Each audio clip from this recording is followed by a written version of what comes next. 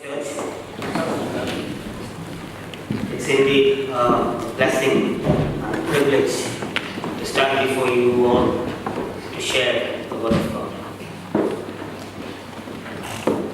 I come here like a Christmas because my church is always in December. I'm not for Christmas. Don't get the wrong meaning for it. Not for Christmas, but I come like Christmas to the world because I get one chance every year. We all do. But mine comes in December, and always when the world outside is celebrating Christmas. Nevertheless, thank the Almighty Father for giving me this opportunity to share His Word. Let's pray. Merciful, loving Father, as we ponder upon Thy Word, help us, Lord, give us sane minds that we could understand and interpret it as to how Thou hast shown it to the authors of the Bible. In Jesus' name we pray. Amen.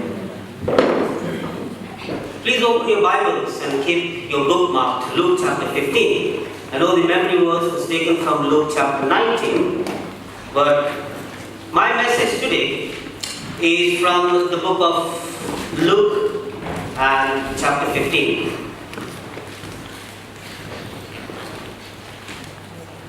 Lost and found. I think the children has heard this word before in this country, in the school.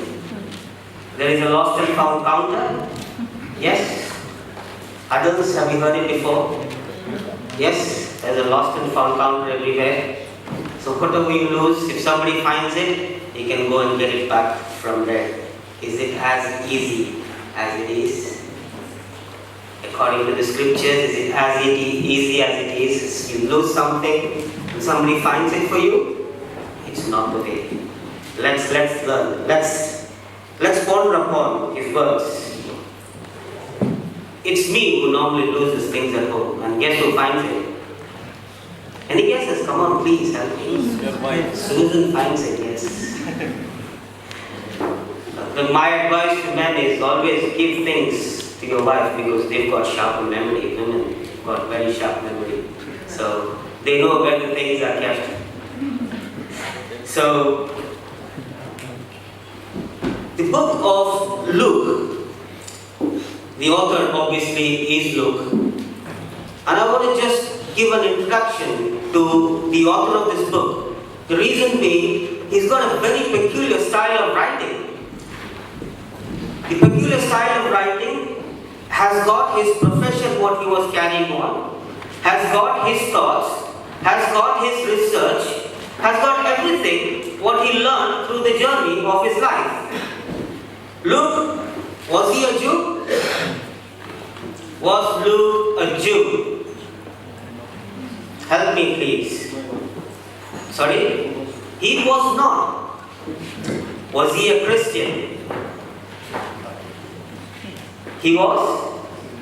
Luke spent his time with Paul and associated with him on his journeys. So his writings have got his travelogue. That's the reason why when Luke was writing, Luke wrote the book of Luke, he wrote another book as well. What was that? The book of Acts. So the book of Luke and book of Acts was the origin of Christianity. Could we say it that way? The origin and the continuation of the Christianity movement. Because it says from the birth of Jesus, it almost takes it to the time when Adam, the ancestry, how the lineage came down from almost from Adam down to Jesus and his ministry and the early Christian movement. Now, if you take the four Gospels, the authors of the four Gospels, Matthew, Mark, Luke, and John, have put their writing in a very different way.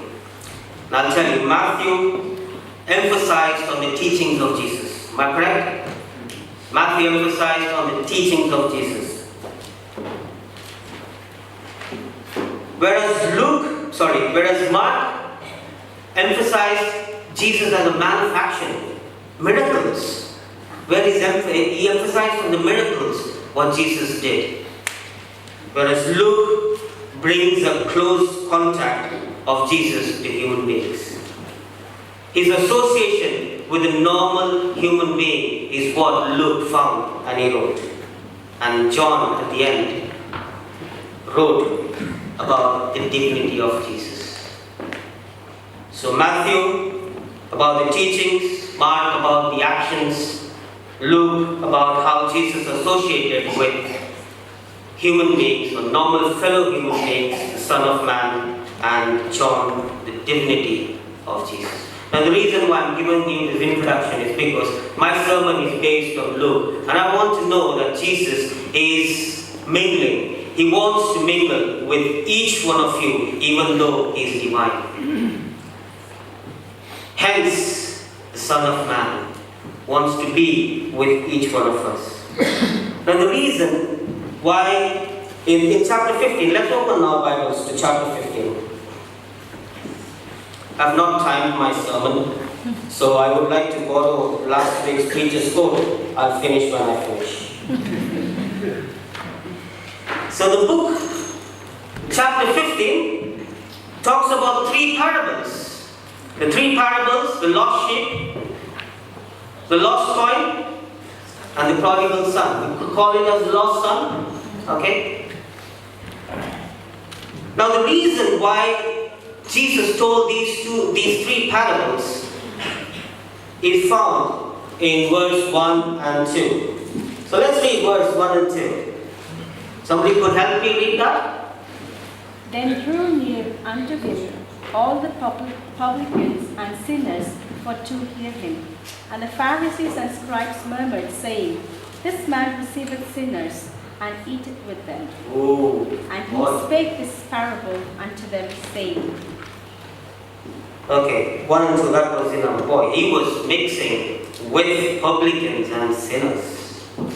So the people who were opposite to them, the Pharisees and scribes, they were not happy. Saying, why is this Jewish man sitting with non-Jewish people? What has he got to do with the sinners and publicans who collect taxes, who does all sort of sins? What has he got to do? There was a murmuring. People were talking. This is what Jesus answered. You know, whenever Jesus tells a parable, he's answering a question or he's answering a criticism as to what he's heard. Hence, these three stories. So these three stories were an answer to those scribes and Pharisees around him, murmuring and saying, why are you sitting with the sinners?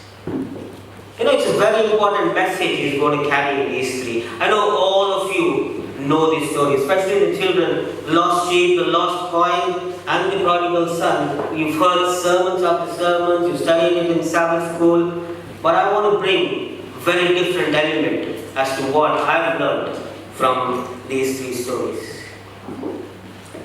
Now if you look, there is a big contrast between Jesus and the scribes and Pharisees. The scribes and Pharisees cherished sin, they hated sinners.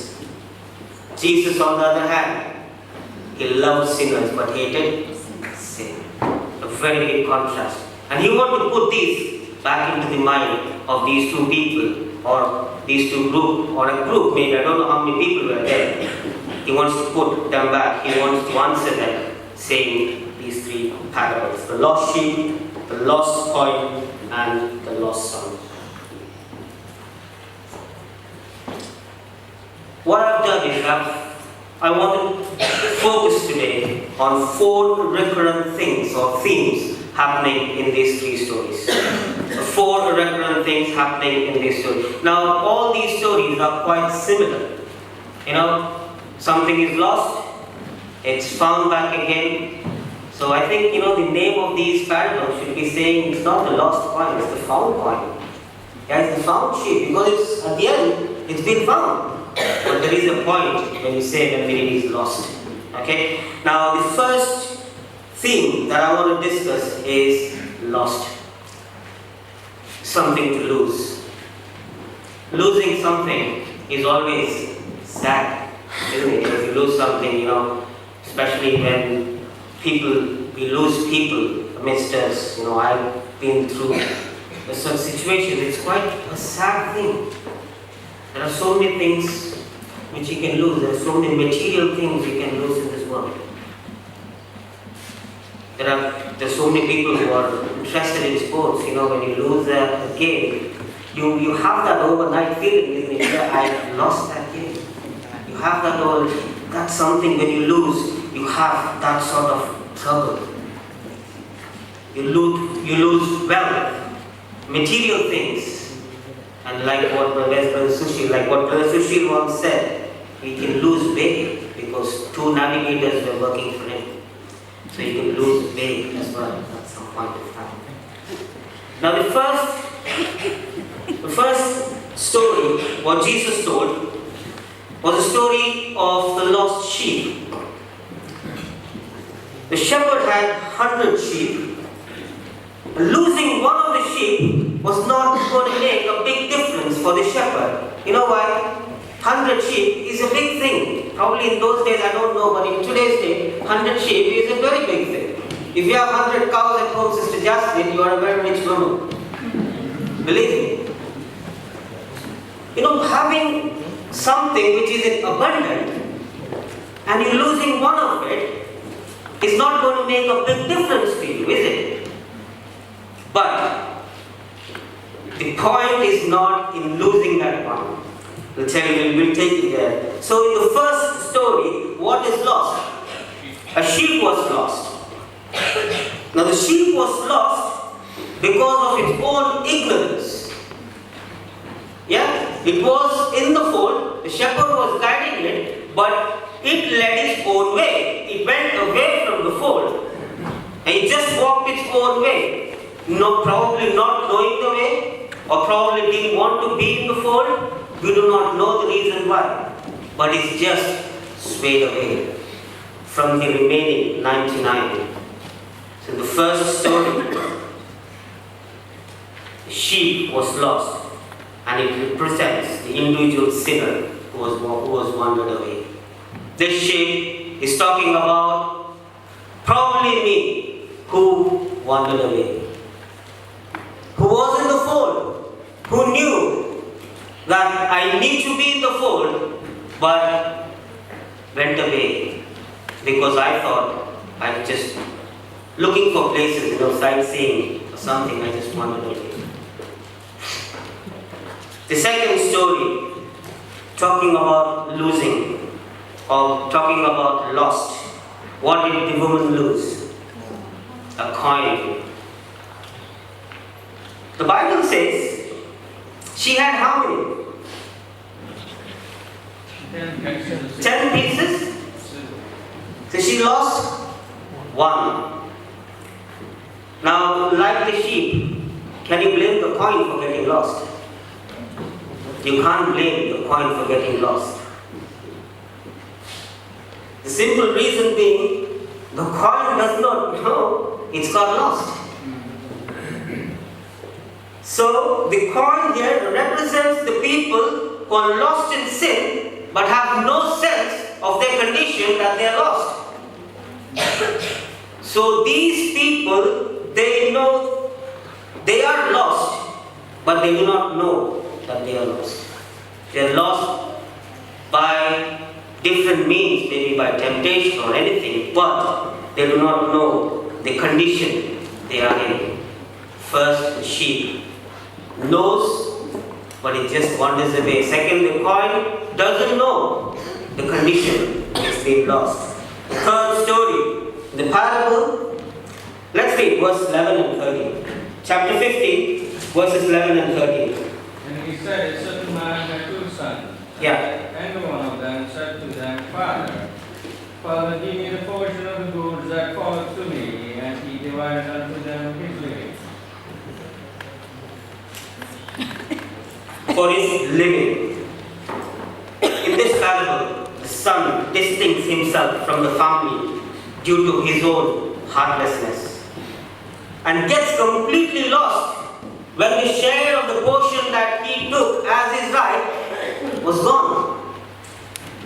He thought it was his right to have 50% of the share, or whatever the share he had from his father. He went out, spent all that in sin, he lost everything, and he began to realize that he's lost.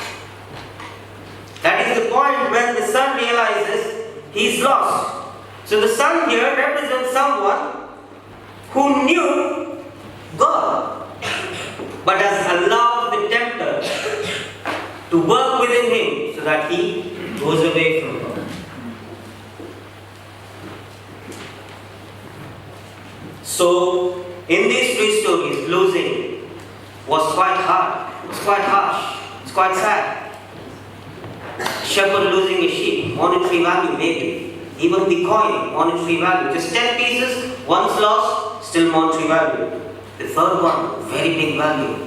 The father gets distance away, the son, gets distance away from the father. Very big loss. Very big loss. What we normally do when we lose something? Search for it. The next theme, what I want to talk to you about is search. Now we all normally search, whatever comes to our mind. We normally open the phone, Google, search. Very simple. Very simple. Can we ask Google, I've lost my passport. Can you find it for me?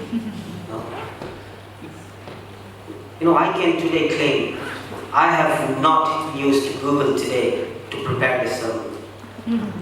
My sermon is from Christ Objects Lesson and the Bible. Amen. So I have not searched any other means to see or to check what these three stories meant. Very simple as that. We cannot ask Google because it will mislead you sometimes. The Bible is the one. If you search the Bible, it's going to lead you. I'm not saying Google is not right. No, it's going to be very hard because it's one of the biggest companies, and every little thing we do ask. I have used it as well. I'm not saying no, but there are some things which the Google doesn't answer. I think the last week's preacher was quite strong about it. He said, you can't search it in Google because you won't find it. It can't be searched. This is the only place where you can search for all your answers. Ask this, search this, you will find it. Coming back to the story. Who went in search of that sheep? The shepherd went in search of that sheep.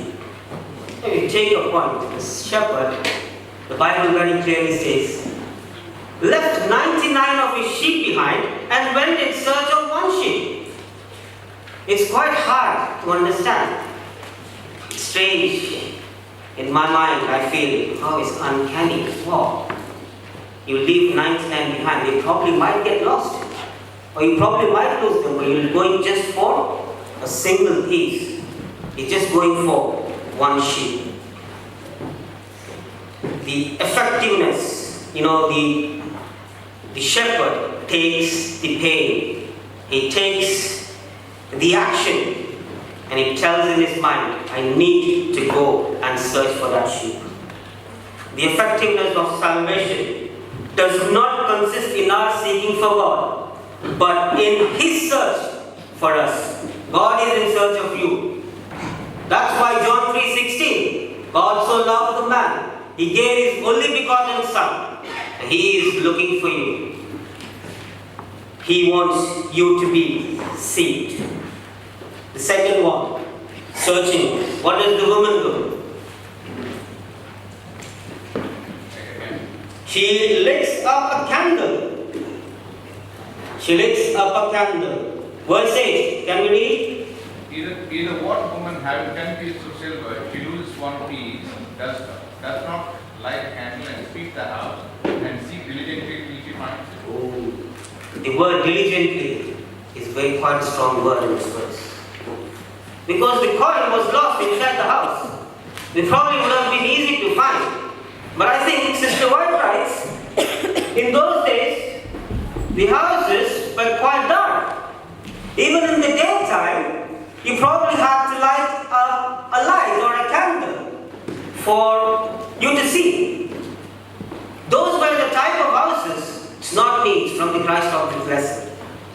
So, she lit up a candle and she started searching for it diligently.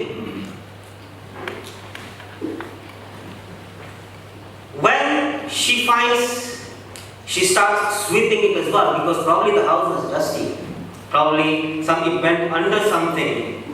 It was covered by some of the dust or anything like that. And she started sweeping it with the candle in her hand, or probably with the light what she used. Search diligently. God is also searching for us diligently. He wants us to be found.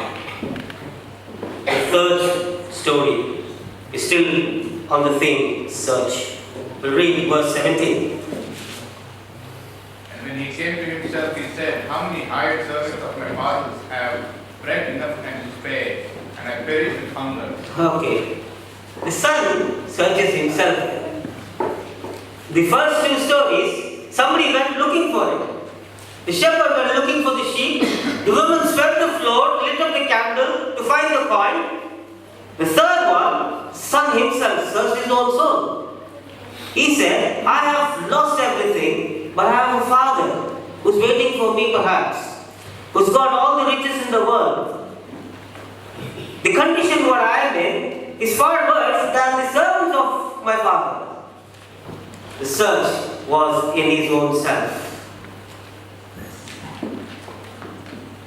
The son, when he came to himself, searched his own self, and his kind father who treats servants better than what the condition what he is in, prompted him to return back to the father.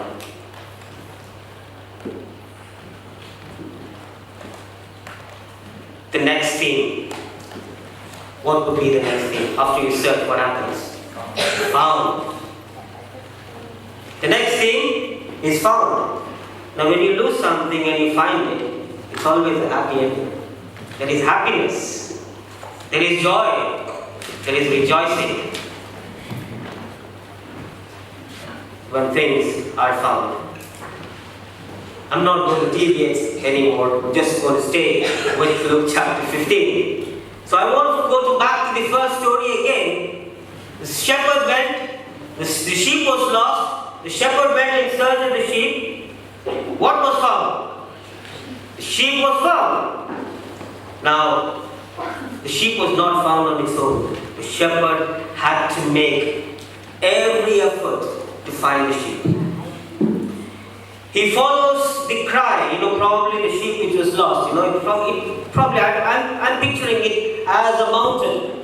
When we go towards Wales and towards the countryside, we see the sheep on the mountains, feeding itself. You probably have cliffs. It probably wandered away and it's probably stuck somewhere on top. To reach there is quite a hard and a tricky job. But the shepherd risked himself and went in search of that sheep, listening and looking for the faintest cry. Even if the sheep was tired, it probably would have been in distress. It knows it was lost. It was saying, "Help me, help me. I need to be saved. I need to go back to my fold." Let's read verse 5. When he had found it, he laid it on his shoulders, rejoicing. If we lose, in a busy marketplace, sometimes we lose a child, the children, and we find them, what we do? We tell them off, don't we? We probably kiss them nicely, isn't it? Yeah? We tell them, "Where have you been? What were you doing? Why did you just leave my hand and go?" But the shepherd here is the other way around. When he found it, he put it on his shoulders. He carried it on his shoulders and took it back to the fold. So when you are found by Jesus, he wants to carry you in his arms. He wants to take you. He wants to walk with you, carry you. When you are in trouble, when you give the faintest cry, when you whisper probably, He's going to carry you. He's going to say, I am a shepherd and I've heard your cry. I've heard that you're weak and tired. I've heard you need my arms. I want to carry you. So there is no whipping for the sheep. There's no telling off to the sheep. But the sheep is being carried in the arms of the shepherd. Our shepherd today is Jesus. He wants to carry you in His arms. The second story. What made the lady find the coin? Is it she's sweeping the floor? Is she lighting up the candle? Diligently. Diligent search. God wants each one of us to return back to the Lord. If I am far away, He's calling me, come back home. Most of these stories in the Old Testament talks about how God loved the children of Israel. The children of Israel keep wandering away. God, through His prophets, always made a search, saying, return back to me, come back to me. If there is anybody amongst us who I think probably is me, if I am lost, I need to search myself. I need to lit the candle in my own self so that I get returned back to the Lord. The third story on found. We'll see the prodigal son. Let's read verse 20. And he arose and came to his father. But when he was yet a great way off, his father saw him and had compassion and ran and fell on his neck and kissed him. Powerful verse. Powerful verse. Here, acceptance is the way he found himself back into the fold. We have a Savior waiting for us to accept us on our journey towards Him. Verse 20 says, the father went running when he saw the son. Normally, I as a father, if I, in such a situation, I probably would turn back. Say, oh, he's not seeing me, I'm not here. But this father had compassion for that lost son. He said, son, whatever you did, I still love you. I still want you back in my house. Ran, fell on his neck and kissed him. Welcome home. Welcome back, son. Welcome back. So we saw in these three stories, the first thing was something was lost. Second one, search. The third one, found. Third one, found. There is also one more. Fourth one, the last one. Rejoicing. Because after all this, in every single story, what he said, he takes the point. Jesus makes the point that there was a rejoicing, showing great joy or delight when he had found that lost thing. Let's read verse 6. And when he cometh home, he calleth together his friends and neighbors, saying unto them, rejoice with me, for I have found my sheep which was lost. Which was lost. So what does the shepherd do? When he cometh, he calleth together his friends and neighbors, saying unto them, rejoice with him, cause he found what was lost. He wanted to share the happiness that he's found his lost sheep. He took the pain to go and find the lost sheep. It was his own sheep. It was nothing to do with the neighbors or his friends. But still, he was so happy in himself that he brought all his friends and neighbors and he told them, look what I found. This This was lost and I found it. This is what heaven is going to rejoice. Every single person in heaven is going to rejoice when one lost is saved. Hence, the scripture reading today, He had come to save, seek and save the lost. The Bible is very clear. You know, Sister White writes, Jesus would have died even if there was only one sinner. Amazing love, amazing. I'm just thinking, this is quite strange, mysterious love. Even if there was one sinner, Jesus would have still bore the agony, bore the shame, still gone on that cross for that one person. This is the love that Jesus is showing to each one of us today. Yeah? Are we reciprocating that? Are we showing we need to be found? Or are we still lost? That was the first story. So, the first story, there is rejoicing. The shepherd rejoiced when the lost was found. Let's read verse 9. And when she found it, she called her friends and her neighbors together, saying, Rejoice with me, for I have found the piece which I had lost. If I lose 10 pounds and I find it, I probably wouldn't tell anybody, not even my wife. I'd say, oh, Susan, it was lost, gone. But this lady here, she calls her friends and her neighbors together, saying, Rejoice with me, for I found the lost coin. Have we ever thought why she would do that?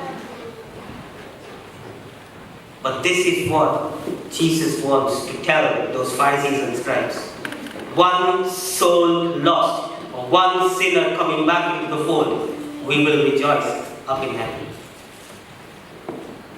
The answer is very clear to all the questions that was asked or murmured by these scribes and Pharisees. Rejoicing in heaven. Let's read verse 24. For this my son was dead and is alive again. He was lost and he is found. And they began to be merry. Oh, there was a big celebration. The father ordered a big celebration. Bringing the meat, bringing the food, bringing everything. I have found what I lost. Rejoicing. Being happy that the thing what was lost is found. Sister White clearly says, all resources in heaven and earth are waiting to cooperate with you at the command of those who are seeking to save the lost. So they are ready. If I am going to do something today to make sure a lost person is found, if I search and it's going to be found, heaven is going to be with me. All the powers are going to be with me because it's been promised. It is what the mission what Jesus has left for you and me to complete. He has told us He's not come here for the righteous. He's come to seek and save the lost.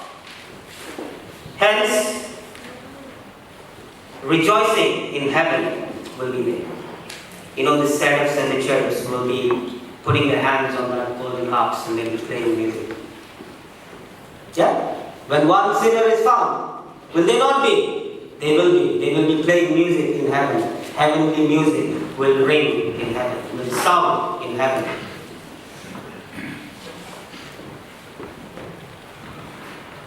It is a very simple story. You know, Jesus rebuked these Pharisees and scribes by giving these three parables. It was their answer to their questions. It was their answer to their criticism, whatever they are making. You know, He justified His sitting with the sinners.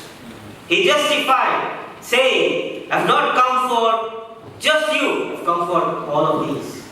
I've come for everybody. He's died, He's bled on the cross for you and me. We need to take this story out to the people who we meet.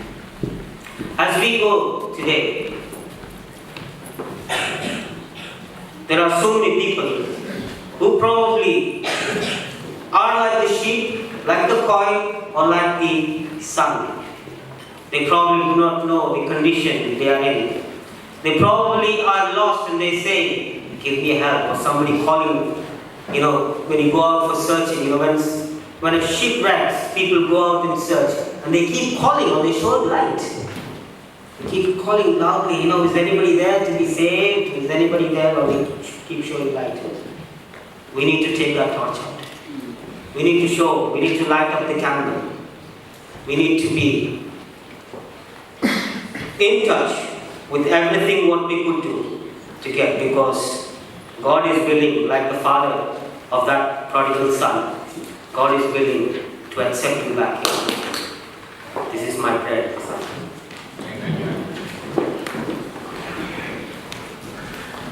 Bring this inspiring message to a close. Let's all stand up and sing hymn number 186, I for